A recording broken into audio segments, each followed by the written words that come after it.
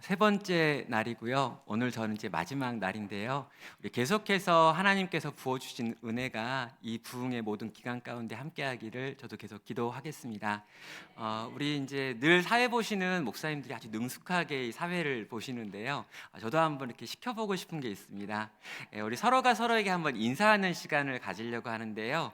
우리 옆에 있는 분들을 보시면서 제가 가르쳐주는 이 인사말 한번 따라해 보도록 하겠습니다. 우리 옆에 있는 분들 이렇게 보세요. 이렇게 얼굴 딱 빤히 쳐다보시면서 인사합니다. 아름다운 게 죄라면 당신은 무기징역이에요.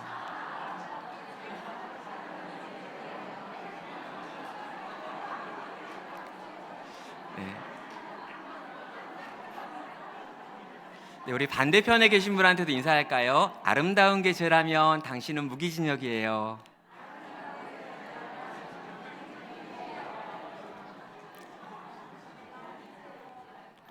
네, 감사합니다. 이렇게 보통은 이렇게 되게 뻘쭘해하면서 잘 안 따라하시는 분도 많은데, 우리 성남제일교회는 다 이렇게 따라하시면서 서로가 서로를 보면서 이렇게 거짓말을 참 잘하시는 것 같아요. 예, 우리 안에 예수님이 계시지 않는다면 우린 방금 거짓말한 거죠. 근데 예수님이 우리 안에 있다면, 당신 안에 내 안에 그 예수님 계시다면 세상에서 가장 아름다운 사람이 당신이고 또 내가 될 수 있는 것 같습니다. 네, 어제 제가 설교를 하면서 잠깐 원고에 없던 이야기를 했어요. 제 아들 이야기를 잠깐 했는데요. 제 아들 지금 이제 26개월 동안 이제 집에 계속 있는데, 제가 좀 이렇게 희망적인 소식도 좀 전한다면요. 다음 주에 제 아들이 집에서 나오기로 일단 약속을 했습니다. 네, 다음 주 월요 예, 네, 감사합니다. 네. 아이가 갑자기 집에서 나오겠다 뭐 이렇게 자기 스스로 결단한 건 아니고요. 저희가 이사하기로 했거든요. 그래서 어, 이사를 준비하면서 이제 아내와 제가 이렇게 이사를 준비한 과정에서 이쪽 집에서 나가고 이제 들어갈 집을 정하는 과정, 이 두 가지를 정할 때 일부러 여기서 나가는 것과 들어가는 것 사이에 40일이라고 하는 긴 차이가 나는 이제 집을 얻었습니다.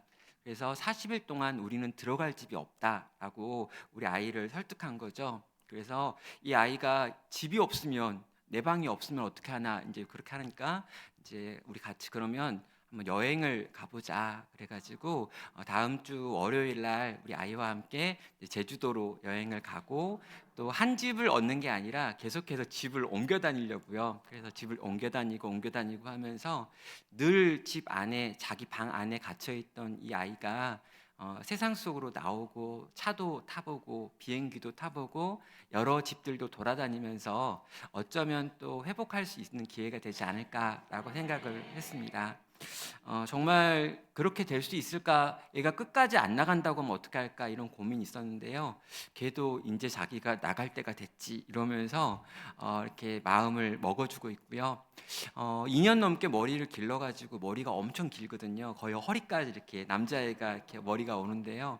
엊그제는 그 이야기 하더라고요. 자기 머리를 이렇게 딱 지워보더니 이 정도 기르면 소아암 걸린 아기 머리 기부할 수 있지 않겠냐라고 하면서 머리를 자를 마음도 있다라고 하는 걸 밝혀주셨습니다. 혈류증 여인 이야기하면서 모든 것으로부터 끊어지고 단절되어서 고개조차 들 수 없고 사람들과 눈도 마주치지 못하는 그 여인의 마음과 제 아이의 마음이 겹쳤다라고 생각을 했는데요. 정말 예수님께서 혈류증 여인의 혈류의 근원과, 그리고 그가 살아갈 수 있는 새로운 삶을 열어주셨던 것처럼 제 아이에게도 그렇게 찾아오셔서 일하실 것을 기대하고요. 또 이렇게 다음 주거든요. 제가 집회 이거 인도하고 다음 주가 곧 우리 아이랑 가는데, 그렇게 떠나서 40일 가까이 집 없이 돌아다니고 거의 이제 노숙으로 저도 살아야 되는데요. 그 기간 동안에 하나님이 제 아이에게 역사해 달라고 우리 귀한 우리 성남제일교회 성도님들도 기도해 줄 것을 확신합니다. 예, 오늘은 예수님을 사랑하라라고 하는 제목으로요. 요한복음 20장 21절로 17절에 있는 말씀 함께 나누도록 하겠습니다. 그럼 문제가 어려울 때, 또 문제가 복잡할 때, 또 문제가 너무너무 많을 때는요, 문제 하나하나를 해결하는 게 아니라 이 모든 문제의 근원에 어떤 게 있을까라고 생각하면서 잠깐 멈춰서 아주 본질적인 걸 찾아가지고 그 본질을 해결해야 되는 것 같습니다. 성도의 인생에서 가장 중요한 본질이 뭘까? 교회의 본질이 뭘까라고 물어본다면 저는 예수 그리스도 바로 그분이시다라는 생각을 하는 거죠. 기본적으로 성도의 마음 가운데 늘 있는 질문, 또 간절한 요청 중에 하나는 예수님을 나도 인격적으로 만나고 싶다라는 것이죠. 부활하신 예수님을 나도 만났으면 좋겠습니다. 부활하신 예수님을 우리 공동체가 좀 만났으면 좋겠고, 우리 자녀들이 만났으면 좋겠고, 우리의 젊은이들이 그 주님을 만나고 체험하고 경험함으로 돌이켰으면 좋겠다라는 마음이 우리에게 있는 것입니다. 어떤 분들은 그래요. 예수님을 믿지 않는 건 아니지만 또 예수님을 완벽하게 믿는 것도 아닌 이 애매한 상태입니다. 차지도 덥지도 않는 상태예요. 하나님이 없다라고 말은 안 하지만 그 하나님이 나를 사랑하시는지는 잘 모르겠다라고 하는 이런 분들이 종종 있습니다. 그래서 나에게도 확신이 있었으면 좋겠다. 나도 뭔가 좀 체험을 했으면 좋겠다. 나도 예수님이 살아계신다는 거, 나를 사랑하신다는 거에 대해서 좀 알았으면 좋겠다라고 하는 마음이 우리에게 있다는 거죠. 예수님을 만나고 싶어요 라고 하는 기도는 남녀노소를 떠나 모든 그리스도인이라면 다 가지고 있는 요구이고 기도의 제목이 되는 것입니다. 그렇다면요, 어떤 사람은 그 예수님을 만나고 어떤 사람은 그 예수님을 만나지 못하는 걸까요? 여러분, 예수님을 만났다, 또 예수님을 체험했다라고 하는 성경의 인물을 좀 보면서요, 모든 하나님을 만난, 정말 예수님을 인격적으로 경험한 사람들이 가진 공통점이 어떤 것인지 오늘 이 막달라 마리아의 이야기 속에서 한번 찾아가 보도록 하겠습니다. 여러분, 기독교 신앙을 바치고 있는 이 두 개의 사건이 뭐냐라고 말하면 십자가 사건과 부활 사건입니다.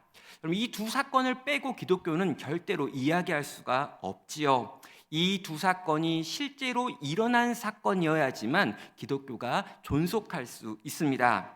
그런데요, 이 십자가 사건은요, 이미 많은 증인들이 있고요, 실제로 공개적인 처형이었기 때문에 예수님을 믿건 믿지 않건, 제자건 제자가 아니건, 심지어 예수님을 적대했던 사람이건 간에 이 일에 관하여서는 별로 사실 진위 여부에 문제가 없습니다. 왜요? 예수님이 어떻게 죽었는지 이 많은 사람들이 실제로 눈으로 보았기 때문이죠. 문제는 이 부활이라고 하는 주제입니다. 예수님께서 죽었다가 살아나는 장면을 본 사람이 없기 때문인 거죠. 또 예수님이 무덤에서 걸어 나오는 것을 본 사람도 없습니다. 남아있는 건 빈 무덤뿐인 거죠. 예수님께는 자신의 부활에 대한 증인이 필요했었습니다. 누군가가 예수님의 부활에 대하여 사람들에게 증언을 해야지만 이 부활의 놀랍고 위대한 소식이 전파되어질 것이기 때문인 거죠. 자, 여러분, 이 부활의 증인이 된다라고 하는 건요, 엄청 중요한 직책이고요, 또 영광스러운 직책이기도 합니다. 오직 부활하신 이 예수님을 만나야지만 이 부활의 증인이 되어가지고 이 부활에 대하여 다른 이들에게 말하고 가르칠 수 있기 때문인 거죠. 자, 오늘은요, 이 예수님의 부활, 이 부활하신 예수님을 처음 만난 사람이 누구인가를 한번 보려고 하고요, 처음으로 예수님의 부활의 증인이 되어가지고 그것에 대해 전파한 사람이 누군지를 보는 겁니다. 누구입니까? 바로 막달라 마리아, 오늘 본문의 여자 주인공입니다. 이 부활하신 예수님을 가장 먼저 만났고요, 이 부활하신 예수님에 대하여 가장 먼저 제자들에게 전파했던 사람이 바로 이 여인입니다. 자, 예수님께서 과연 누구에게 찾아오시는가, 그리고 누구에게 자기 자신을 보여주시는가, 이 막달라 마리아 이야기는 우리에게 들려주고 있습니다. 자, 예수님께서 십자가에 달려 죽으신 지 3일째 되어지는 새벽이었습니다. 예수님의 시신을 안장했던 무덤 앞에서 일어난 사건이죠. 예수님께서는 잡히시기 전에 이미 여러 차례 내가 고난을 당할 거고 죽었다가 다시 살아날 것이다 라고 하는 부활에 대한 이야기를 하셨습니다. 그런데 제자들 가운데 그 이야기를 기억하는 사람은 하나도 없지요.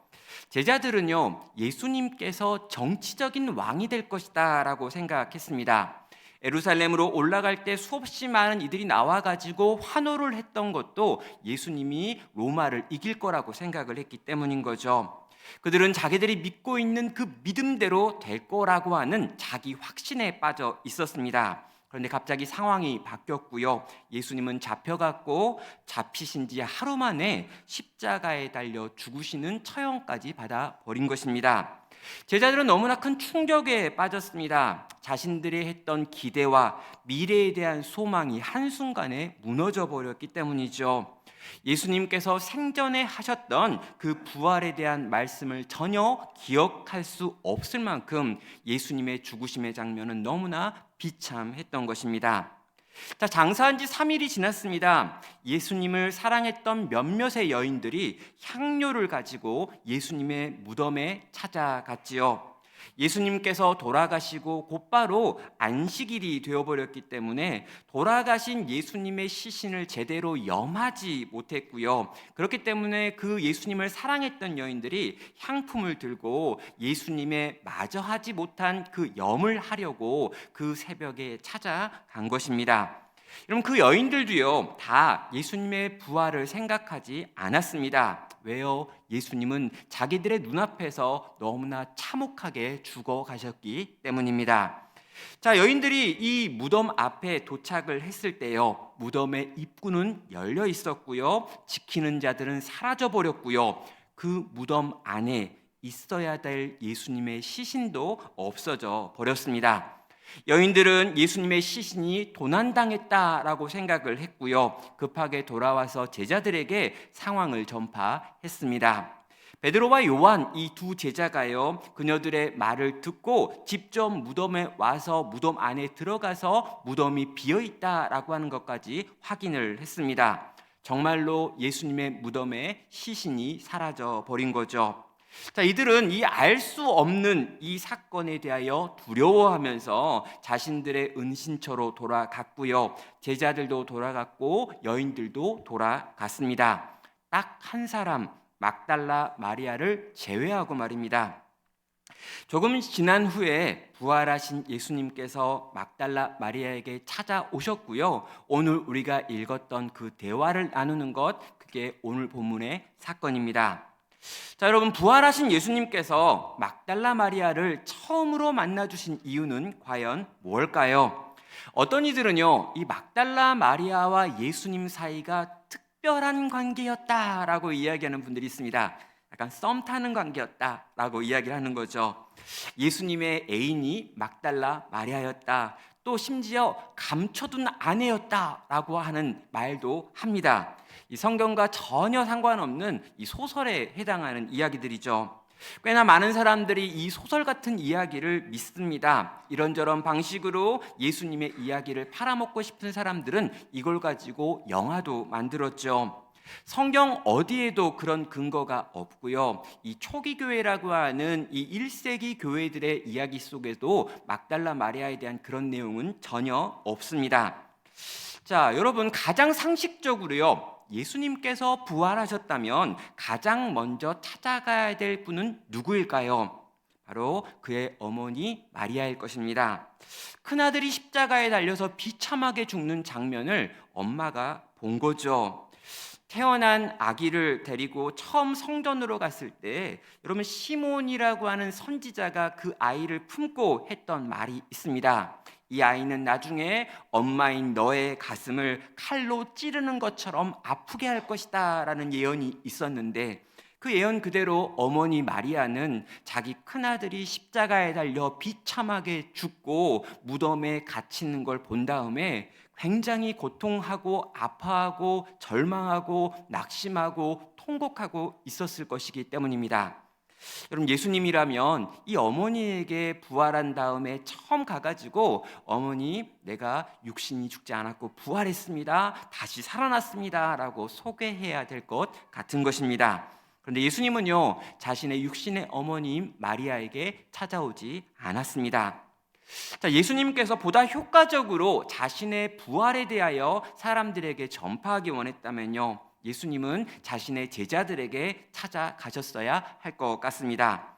따랐던 스승이 십자가에서 처형당하는 것을 본 제자들의 마음이 지금 굉장히 불안하기 때문입니다. 혹시라도 불똥이 튀면 어떡하나라고 하며 은신처에 숨어있는 그 제자들에게 빨리 예수님이 가가지고 그 제자들이 흩어지기 전에 자기가 다시 살아났다는 걸 보여주어 가지고 그 제자들이 다시 힘을 내어서 예수님의 증인이 되어 가지고 또 뛰어다니는 것, 그게 예수님의 부활을 전하는데 굉장히 용이하기 때문인 거죠. 그런데 여러분, 예수님께서는 이 제자들에게 찾아오지도 않으셨습니다. 그렇다면요, 이도 저도 아니라면요, 조금 더 강력한 방법이 있습니다. 누구에게 찾아갑니까? 총독 빌라도에게 찾아가거나, 아니면 분봉왕 헤롯에게 찾아가거나, 아니면 대제사장 안나스나 가야바에게 찾아가는 것입니다. 네가 나를 죽였지 그러면서 짜잔 나타나가지고 나 봐라 살아났다 그러면요, 이 예수님을 적대했던 그 강하고 힘 있는 사람들이 그 앞에 꿇어 엎드리면서 공포에 떨면서 예수님의 부활을 인정하고 그를 받아들일 것이기 때문입니다. 그런데요, 예수님은 이렇게 세상에 힘 있는 반대자들을 향해서 찾아와 자기의 부활을 보이신 것도 아니었다는 거죠. 예수님께서는 그 제자들보다, 자기 사랑하는 어머니보다, 그 적대자들보다 이 막달라 마리아에게 먼저 찾아오셨다는 것입니다. 도대체 왜 막달라 마리아인가? 라는 질문을 하게 만드는 거죠. 막달라 마리아, 그녀는 누구일까요? 사실 막달라 마리아는요, 예수님의 부활의 증인으로서 결격 사유가 있습니다. 꽤나 많지요. 자, 유대인의 법을 보면은요, 어떠한 사건에 대하여 증언을 하는 증인이 되려면 몇 가지 조건을 갖추고 있어야 합니다. 첫째는 두 사람 이상이어야 한다라는 게 있고요. 또 성인 남자여야 한다라는 게 있고요. 그리고 이 둘이 같은 일관된 말을 해야 한다라고 하는 어떤 특징이 있어야 합니다. 그럼 이 세 가지 조건이 있어야지만 이 신뢰할 만한 증언이다라고 받아들이는 거죠.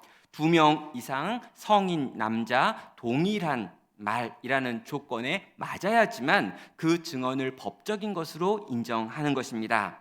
그런데요, 막달라 마리아는요, 전혀 그 조건에 일치하는 사람이 아니었던 거죠. 첫째로 막달라 마리아는요, 여러분 다 아시는 것처럼 혼자 남아 있습니다. 여러분, 둘 이상이 있어야 증인인데요, 지금 혼자 있다라는 거죠. 여러분, 부활하신 예수님을 그녀는 만났습니다. 그러나 혼자 만났다는 거예요. 그녀와 함께 같은 것을 증언해 줄 만한 다른 증인이 없는 것입니다. 둘째로요, 그녀는 여성이었습니다. 여러분, 당시 여성은요, 사회적 지위가 너무나 낮았습니다. 그래서요, 이 여자가 하는 말을 법정에서 증언으로 쓸 수 없었다라는 거죠. 거기다 그녀는요, 정상적이라고 불리는 이들과는 전혀 다른 아주 안 좋은, 증인이 되기에는 불가능한 어떤 이력까지 가지고 있습니다. 어떤 이력입니까? 그녀가 가지고 있는 어떤 과거를 이야기하는데요, 누가복음 8장 2절에서 이 막달라 마리아가 누구였는지에 대한 내용이 나옵니다. 또한 악귀 쫓아내심과 병 고침을 받은 어떤 여자들, 곧 7 귀신이 나간 자 막달라인이라 하는 마리아와라는 표현이 나옵니다. 그럼 막달라 마리아가 처음 등장하는 장면인데요, 이 막달라 마리아를 수식하고 있는 말이 뭐냐면 7 귀신이 나간 자라고 하는 것입니다. 여러분, 이 많은 악귀 들린 것, 또 많은 질병 걸린 여자들 중에 치료를 받았는데, 많은 사람이 치료를 받고 많은 사람 속에 있는 귀신을 쫓아냈는데, 이 모든 여자들 중에 제일 심각한 여자 한 명 있었는데, 7 귀신 들려 있었는데 그 귀신이 나간 막달라 마리아라고 하는 여자가 있었다라고 지금 다른 본문인 누가복음에서 이야기하더라는 거죠. 여러분, 7 귀신이 들려있는 여자였다라고 하는 게 무슨 말입니까? 현대적인 표현으로 바꾸면 심한 정신분열증을 앓고 있었다, 심한 조현병을 앓았던 적이 있다라는 말로도 바꿔 쓸 수 있겠습니다. 성도 여러분, 심한 정신병력을 가지고 있는 한 여자가 3일 전에 사고로 죽은 사랑하는 이의 무덤에 다녀오더니 갑자기 그 사랑하는 이가 부활해서 나에게 말을 걸었다라는 이야기를 여러분에게 찾아와 누군가가 했다고 생각해 보시겠습니다. 여러분, 그 여자가 하는 그 말을 믿을 수 있겠습니까? 한때 정신병원에 입원해서 굉장히 많은 시간 동안 고생했다가 나와가지고 3일 전에 자기의 남자가 죽었는데 그 남자 무덤에 갔더니 그 남자가 살아났다라는 말을 듣고 돌아와가지고 여러분에게 지금 3일 전에 죽었던 내 남자친구가 살아났대요 라고 말하고 있다면 여러분은 그 여자가 하는 그 말을 믿을 수 있겠느냐라는 것이죠. 여러분, 아무도 믿을 수가 없는 겁니다. 그래서 막달라 마리아가요, 예수님의 부활을 보고 제자들에게 돌아와가지고 그 부활의 소식을 전했을 때 아무도 그 말을 믿어주는 사람이 없었던 겁니다. 그들은 생각했습니다. 막달라 마리아가 사랑하는 주님을 잃은 고통이 너무 커서 이전의 병이 도졌구나라고요. 성도 여러분, 막달라 마리아는요 전혀 증인이 될 만한 자격을 갖추고 있는 여자가 아니었다는 것입니다. 그래서 우리는 다시 한번 또 물어봐야 하는 거죠. 예수님께서는 왜 이렇게나 증인으로서 흠이 많은 막달라 마리아를 부활의 첫 증인으로 세우고 계시는가라고 하는 질문입니다. 자, 그날 새벽에 마리아가 도대체 뭘 하고 있었는지 볼까요? 11절은 말합니다. 마리아는 무덤 밖에 서서 울고 있더니 울면서 구부려 무덤 안을 들여다보니 라고 나와 있습니다. 자, 그날 새벽에 막달라 마리아가 한 것은 무엇이었습니까? 울고 또 우는 것이었습니다. 예수님의 시신을 한번 보고 싶어가지고 예수님 가시는 마지막 길에 한 번 더 예수님 몸 보고 얼굴 보고 그분의 몸에 그분의 얼굴에 향품을 발라드리려고 다른 여인들과 함께 무덤에 갔습니다. 막상 무덤에 도착했는데 있어야 될 예수님의 시신이 없습니다. 놀라서 제자들에게 뛰어갔고요, 제자들과 함께 무덤으로 돌아왔지만 여전히 그 시신을 찾을 수가 없습니다. 얼마간 예수님의 시신을 찾던 제자들과 여인들이 다 그 자리를 피해 돌아갔습니다. 이 일에 도대체 어떻게 된 것인지 알 수 없었던 그들은요, 일단 은신처에 숨어 있기를 결정한 것이죠. 그런데 모두가 돌아간 그 무덤 앞에 한 여인 막달라 마리아는 남았습니다. 그러면 시간이요, 새벽 아직 해 뜨기 전입니다. 여러분, 해가 뜨기 전 가장 어둡고 캄캄한 시간이었다라고 하는 뜻이지요. 그런데 그녀는요, 지금 그 캄캄한 시간에 인적이 전혀 없는 곳, 마을 밖에 있는 무덤의 입구에서 혼자 울고 있더라는 거죠. 그녀는 지금 소리를 내면서 통곡하고 있습니다. 여러분, 만약에요, 이게 성경이 아니라 다른 어느 곳에서 어떤 책에서 이 내용을 읽으면은요, 이건요 어떤 공포물의 한 장면처럼 보이고요, 전설의 고향의 한 장면처럼 보이는 게 지금 오늘 본문 우리가 읽었던 내용이 되는 것입니다. 여기 나와 있는 이 울다라고 하는 말로 번역되어 있는 헬라어 클라이오라고 하는 건요, 눈물을 뚝뚝 흘리다라는 의미가 아니라요, 지금 소리를 내어 크게 통곡한다라고 하는 이 부르짖다의 말에서 나오는 표현입니다. 여러분, 우리가 만약 이 무덤 앞에서 그날 막달라 마리아를 본다면 우리 대부분은요, 막달라 마리아가 이전날 마리아를 지배했던 7 귀신에 의하여 지금 사로잡혀 있구나, 귀신 들렸구나 라고 하는 생각을 할 수밖에 없었을 것입니다. 아무리 생각해도 그녀는 지금 정상이 아니기 때문인 거죠. 캄캄한 새벽입니다. 인적이 없는 무덤가에 여자가 혼자 있는 것만으로도 위험합니다. 무덤을 지키고 있었던 로마 군인들에게 어떤 일을 당할지 알 수 없습니다. 산적이나 불황인들을 만날 수도 있고요. 승냥이나 들깨와 같은 맹수의 공격을 당할 수도 있습니다. 그런데 여러분, 막달라 마리아는 지금 전혀 그런 것들을 의식하고 있지 않습니다. 그저 무덤 앞에서 엎드려서 통곡하고 있는 거죠. 왜입니까? 왜 다른 사람들은 다 돌아갔는데 그녀는 돌아가지 않고 있는 걸까요? 아무도 지금 울고 있는 사람이 없는데 왜 그녀는 소리내어 통곡하는 걸까요? 사랑하는 성도 여러분, 운다고 사라진 시체가 돌아옵니까? 그럼 운다고 문제가 해결될까요?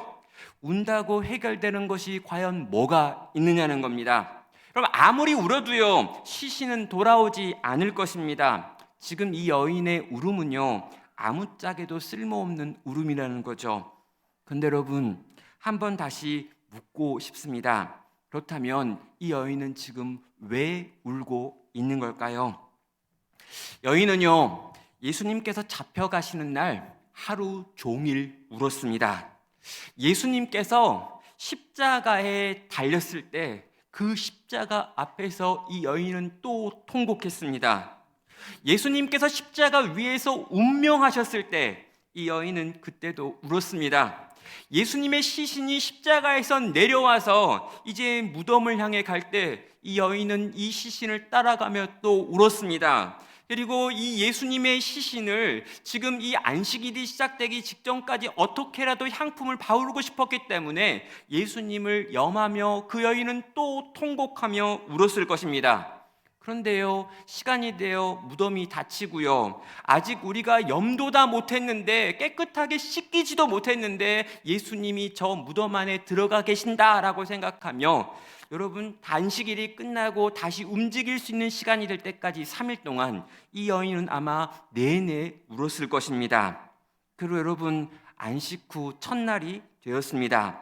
그녀는 다른 여인들과 함께 예수님의 무덤을 찾아갔습니다. 죽어 썩어가는 주님의 얼굴이라도 한 번 더 보고 싶었기 때문이죠. 이미 차갑게 식어버린 그 예수님의 손이라도 한 번 더 잡아보고 싶은 겁니다. 마지막 주님 가시는 길에 내가 가지고 있는 향료라도 더 부어서 그분의 얼굴에, 그분의 머리에, 그분의 몸에 내가 가지고 있는 모든 좋은 것 다 부어주고 싶은 마음에 이 여인은 그 새벽에 예수님을 찾아갔다라는 거죠. 그런데 막상 간 그곳에 주님의 시신이 없는 겁니다. 그나마 3일을 견디게 해줬던 힘이 무엇입니까? 이렇게라도 주님 한 번 더 볼 거라는 생각 때문에 3일을 견뎠는데, 정말 어떻게든 주님 한 번 더 볼 수 있을 거라고 생각해서 3일 동안 참고 참아서 그 새벽에 뛰어왔는데 주님의 시신이 없어져 버린 것입니다. 그녀는 그 자리에 엎드려 통곡하기 시작했습니다. 그녀의 울음은 함께 온 여인들도 다시 찾아온 베드로와 요한에 의해서도 멈춰질 수 있는 것이 아니었죠. 새벽의 캄캄함이나 무덤의 음산함이나 짐승이나 로마 군인의 위협도 그 여인의 울음을 멈출 수 없었던 것입니다. 누군가는요, 합리적이고 이성적으로 생각을 해봐라, 네가 운다고 해서 어떤 문제가 달라지겠느냐라고 말할 수 있습니다. 그러나 여러분, 그녀는 아무 소리도 들리지 않습니다. 그녀는 그날 새벽에 예수님 무덤 앞에서 마치 온 세상이 끝난 것처럼 처절하게 울 수밖에 없었다는 거죠. 자, 여러분, 그녀는 왜 그렇게 울었던 걸까요? 그녀는 왜 그렇게 통곡했던 걸까요? 아무도 말릴 수 없는 울음이 그녀의 울음이 되어 그 새벽에 울려 퍼졌던 이유는 뭘까요? 한 가지죠. 예수님을 사랑했기 때문입니다. 사랑하되 정말 많이 사랑했던 겁니다. 그렇다면 물어봐야죠. 왜 막달라 마리아는 그렇게까지 예수님을 사랑했던 걸까요? 예수님께서 자신을 얼마나 또 어떻게 사랑하셨는지를 정확하게 알았기 때문입니다. 내가 어디에서 어디로 건진받았는지 정확하게 알았기 때문에, 내가 얼마나 크고 놀라운 사랑을 받았는지 알았기 때문에 그녀는 지금 주님 앞에 자기의 사랑을 이 통곡으로, 이 외침으로 표현하고 있다는 거죠. 그럼 막달라 마리아는 누구였습니까? 7 귀신 들려있던 여자였습니다. 그럼 7은요 성경에서 완전을 의미하죠. 그러면요 막달라 마리아는요 귀신으로 충만했던 여자라는 거예요.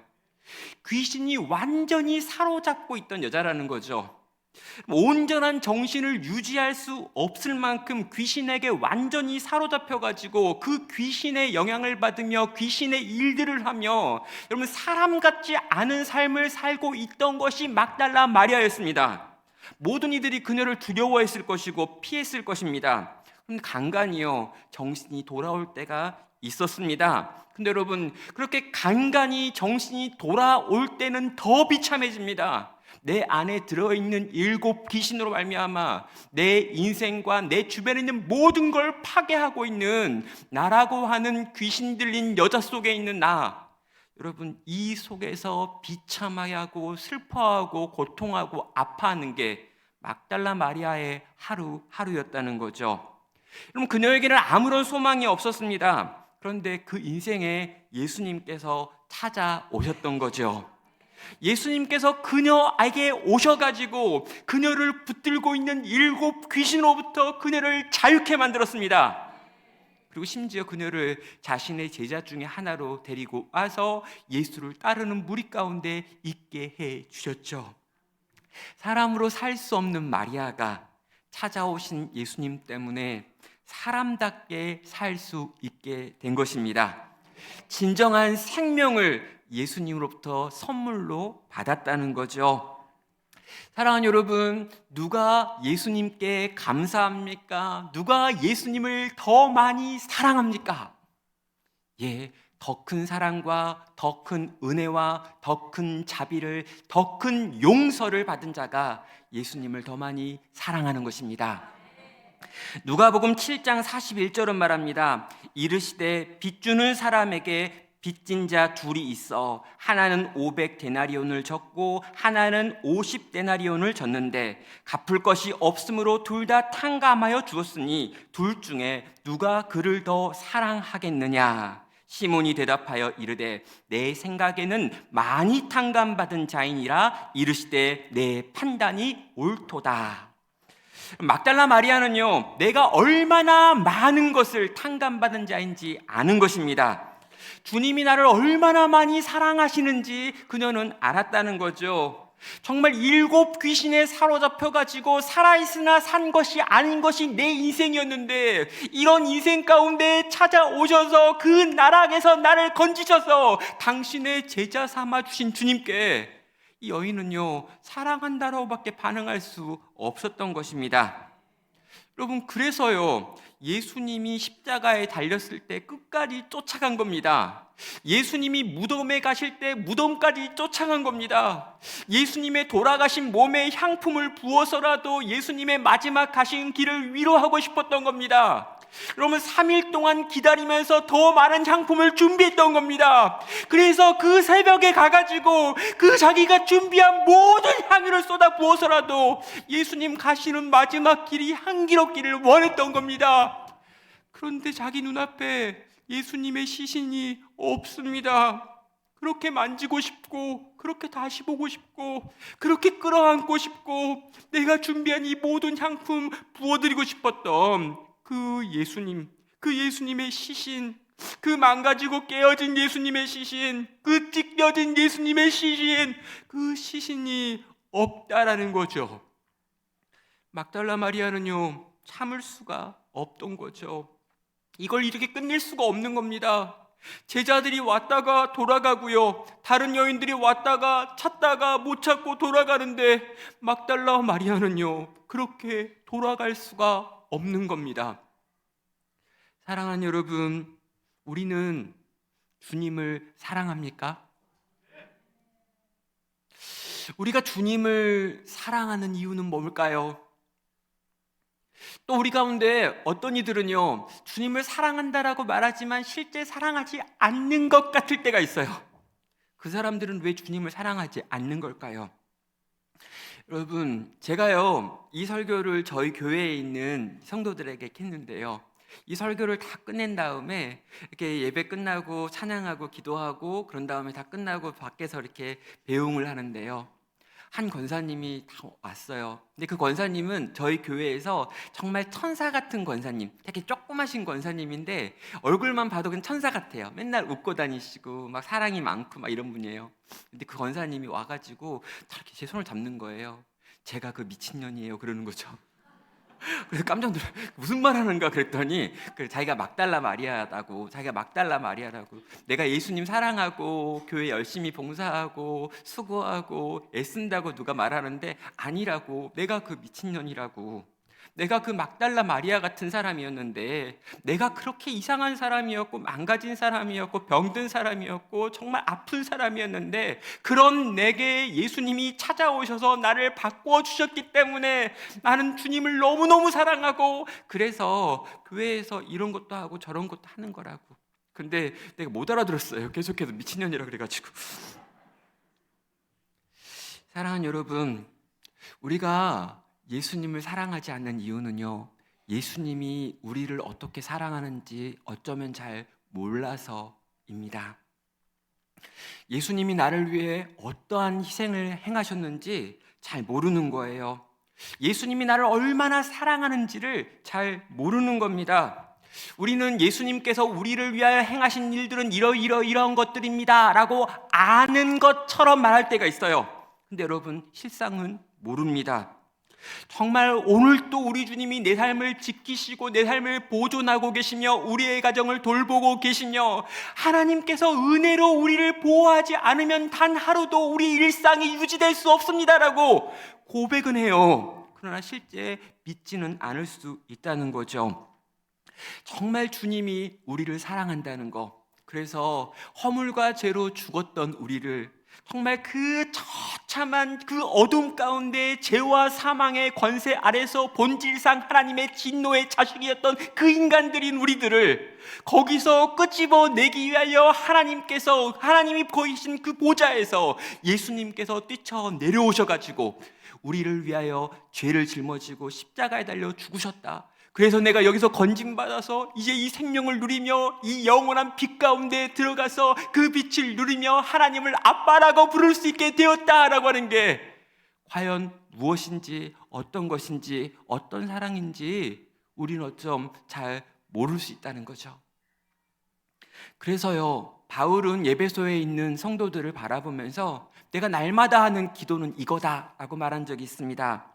예배소 3장 18절입니다. 능히 모든 성도와 함께 지식에 넘치는 그리스도의 사랑을 알고 그 너비와 그 길이와 그 높이와 그 깊이가 어떠함을 깨달아 하나님의 모든 충만하신 것으로 너희에게 충만하게 하시기를 구하노라.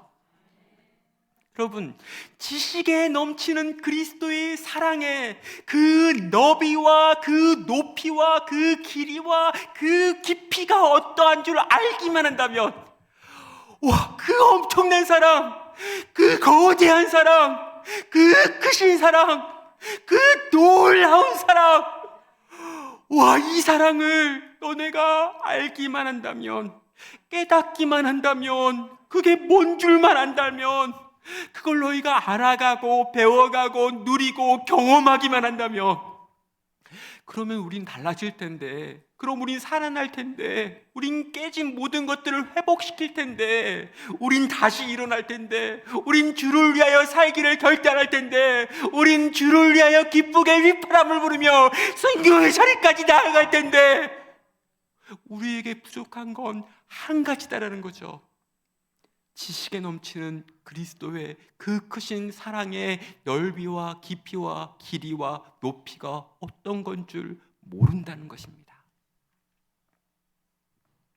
사랑하는 성도 여러분, 성도가 왜 주님을 위해 못 삽니까?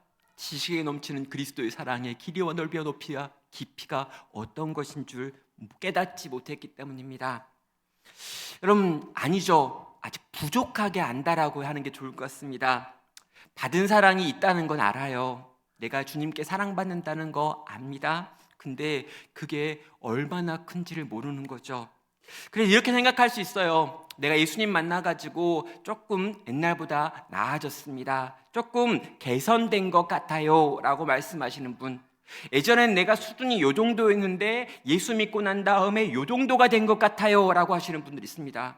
이분들은요, 요만큼 예수님한테 사랑받았다고 느끼고요, 그래서 요만큼 예수님을 사랑합니다.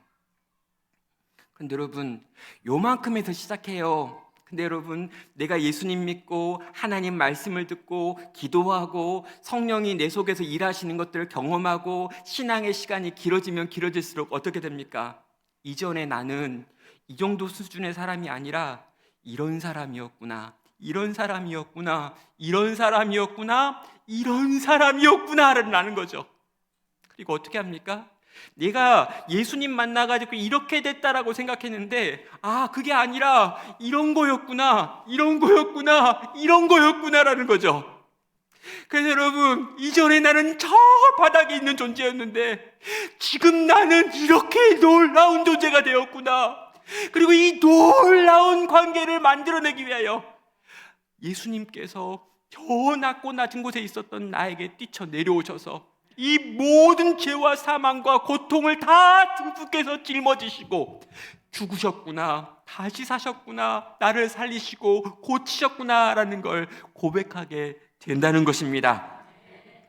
사랑하는 성도 여러분, 예수님이 나를 얼마나 사랑하는지 그냥 알게 되면 여러분도 주님을 사랑하게 될 것입니다. 그럼 제발요, 예수님을 사랑하십시오 라고 막 소리 지를 필요가 없습니다. 여러분, 예수님을 사랑해야 합니다 라고 말할 필요 없어요. 예수님이 어떤 분이신지 알면요, 여러분은 그분을 사랑하게 될 겁니다. 그러니까 예수님을 있는 모습 그대로만 보면요, 그분을 열렬히 사모하지 않을 수 없을 것입니다. 그분이 우리를 위해 행하신 일을 100분의 1만 안다고 해도요, 우리는 그분을 위해 살기도 하고 죽기도 할 것입니다. 사랑하는 여러분, 그 지식에 넘치는 그리스도의 사랑을 깨달아 아시기를 주의 이름으로 축원합니다. 자, 이제 이 마리아의 통곡의 이유를 알았습니다. 그녀는 많이 사랑받기 때문에, 많이 사랑받았기 때문에 예수님을 많이 사랑했고요, 모두가 다 떠난 자리에서 계속해서 예수님의 없어짐 이 신 앞에 통곡하고 탄식하며 울부짖을 수밖에 없었다는 거예요. 그때 여러분, 예수님께서요, 이 마리아에게 찾아오십니다.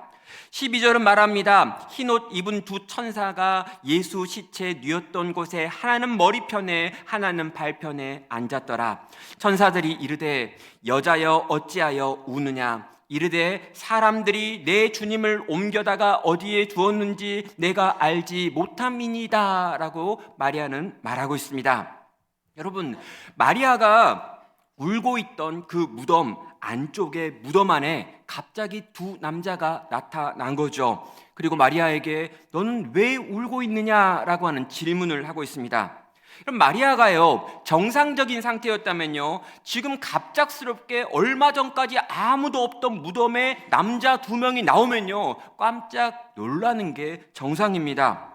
놀라야 되고요, 두려워하기도 해야 되죠. 왜 이 시간에, 이 캄캄한 새벽에 무덤에서 남자 둘이 나오느냐, 놀라야 되는 겁니다. 근데 여러분, 마리아는요, 지금 정상이 아니죠.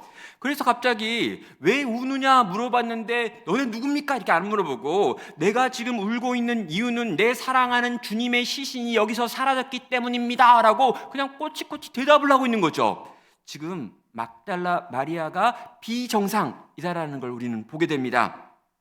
예수님께서는요, 이 천사들 가운데 나타나셨습니다. 마리아는 그 예수님을 알아보지 못했죠. 그저 또 한 명의 동산지기가 왔다라고 생각을 한 것 같습니다.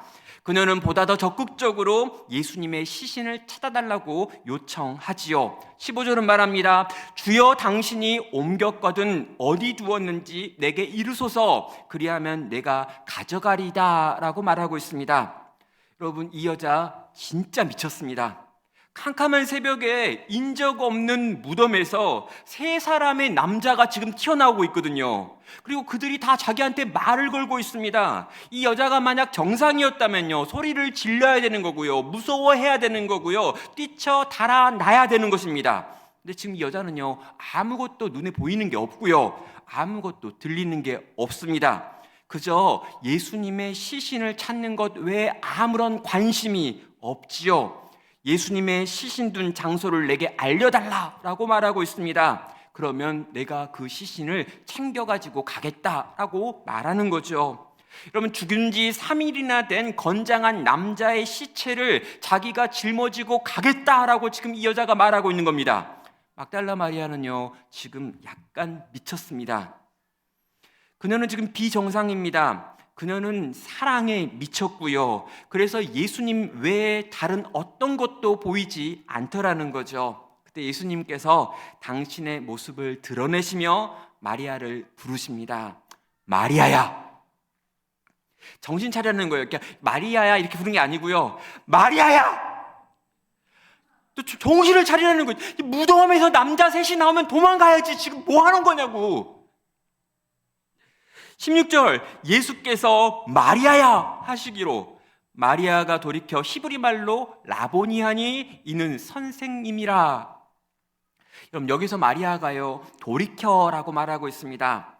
이 돌이켜라고 하는 건요, 몸을 돌이켰다라고 하는 의미가 아닙니다. 예수님께서 하시는 마리아라 하고 하는 이 말을 들은 다음에 이 부름을 듣고 정신을 차렸다라는 뜻인 거죠.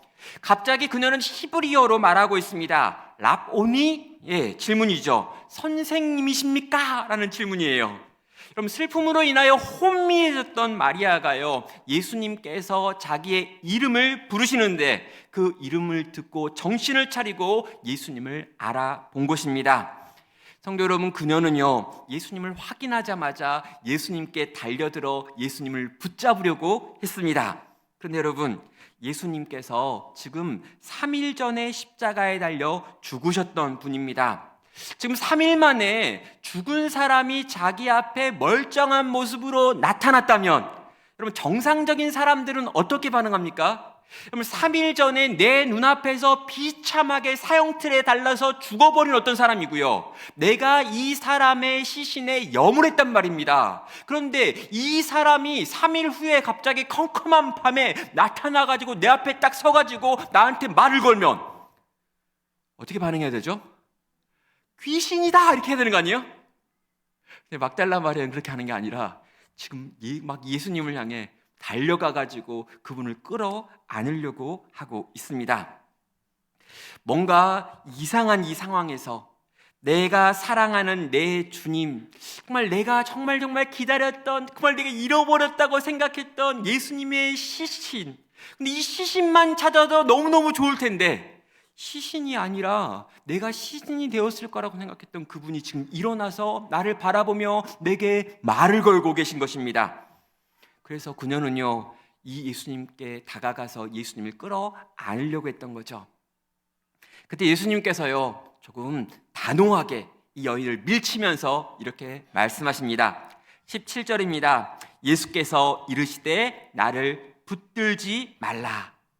내가 아직 아버지께로 올라가지 아니하였느니라. 이게 무슨 말입니까? 예수님은 왜 이런 말 한 걸까요? 달려와서 그렇게 안고 싶으면 날 좀 안아라, 나도 좀 안아줄게, 애썼다, 3일 동안 고생했네, 이렇게 하면 되잖아요. 예수님 센스도 없고 좀 로맨스도 좀 떨어지고 뭐 그러네요. 부활하신 예수님께는요, 계획이 있었던 거예요.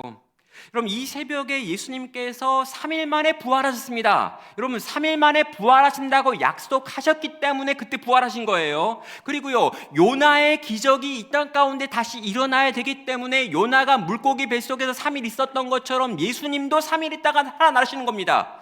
계획대로 그분은 일어나셨어요. 그런 다음에 예수님에게 있는 다음 계획이 있었습니다. 무엇입니까? 여러분, 이 큰 일을 행했잖아요. 죄와 사망을 이기는 이 뱀의 머리를 깨부시는 십자가에서 승리를 경험했고 이제 부활하셨잖아요. 그러면 있잖아요, 하나님 아버지께 가가지고 보고를 해야 되는 거죠. 지금 이 구원의 엄청난 일을 계획하신 하나님 앞에 내가 이 구원과 관련된 이 일을 이뤘다 성취했습니다 라고 하는 걸 직접 올라가서 보고할 계획이었던 것입니다.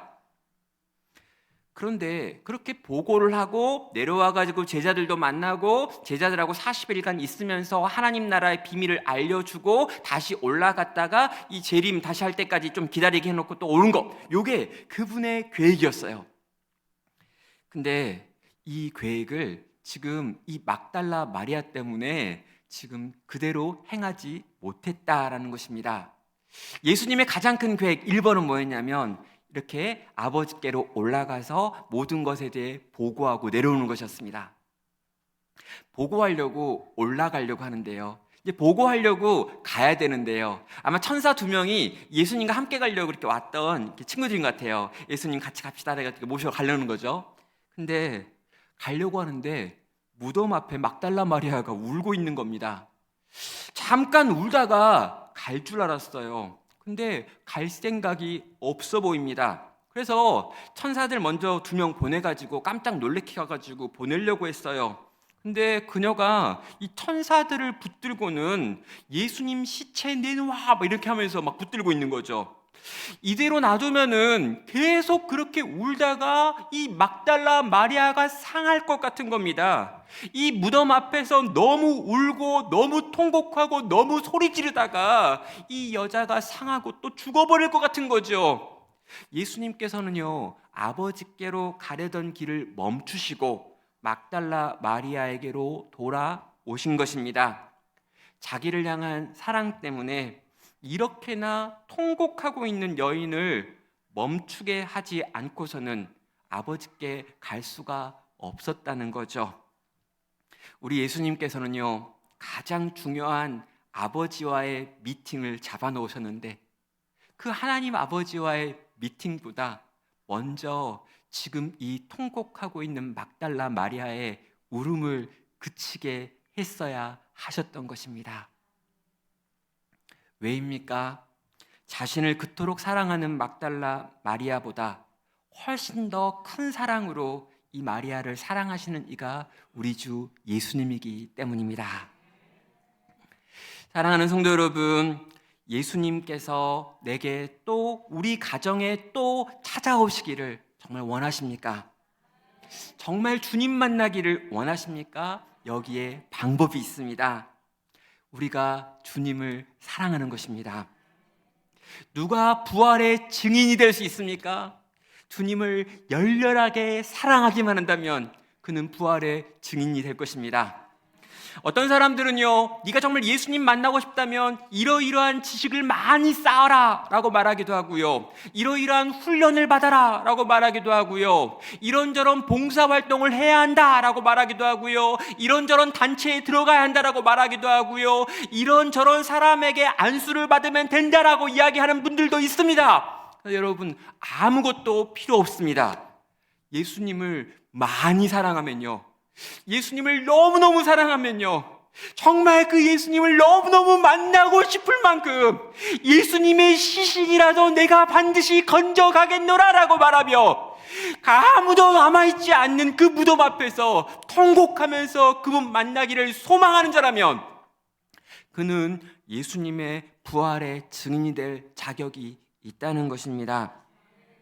다른 조건 아무것도 없고요, 딱 하나, 예수님을 네가 사랑한다면, 너무너무 사랑해서 그분 오지 않으면 죽어버릴 것 같다면, 그분 나와 함께하지 않으면 하루도 못 살 것 같은 사람이라면 그는 그 주님을 만날 것이고 그는 그 주님과 함께할 것이며 그 주님이 그 속에서 일하시는 걸 날마다 경험할 것입니다.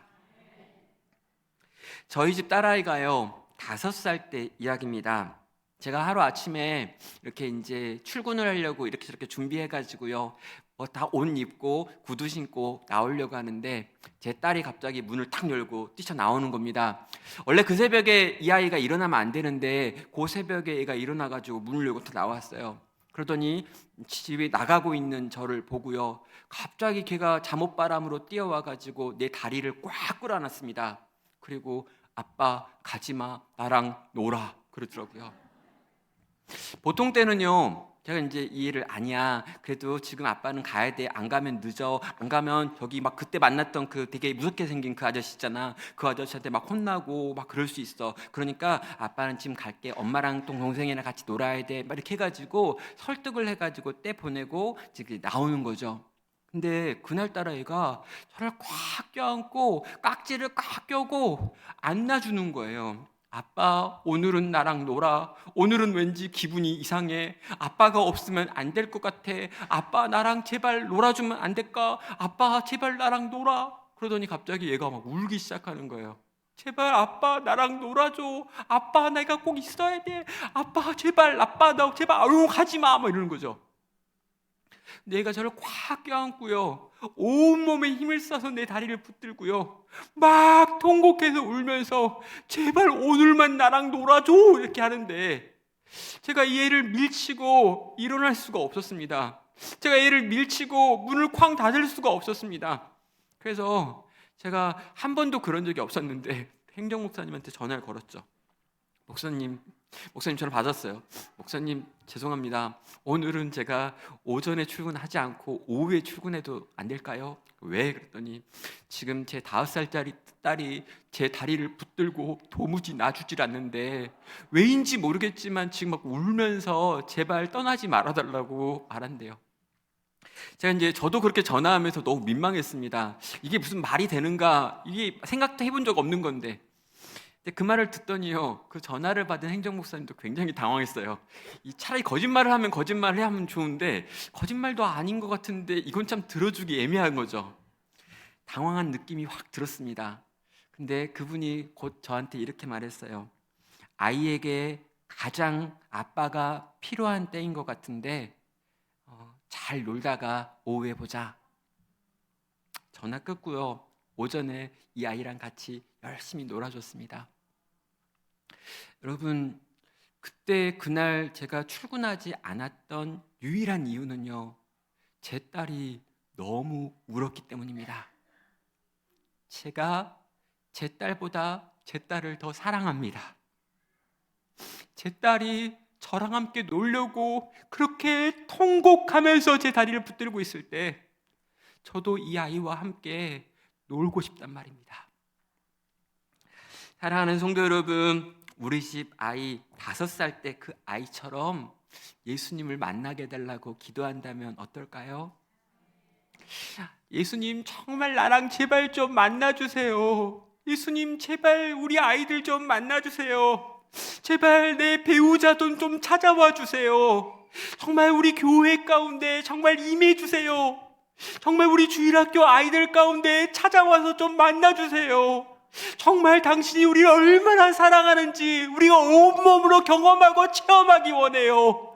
온 교회가 찾아오신 그 예수님을 만나고 경험하고 누리는, 정말 이 땅에 있는 어떤 사람이 만들어낼 수 없는 그 사랑을 경험하고 싶어요, 누리고 싶어요, 만나고 싶어요 라고 통곡하며 나아간다면,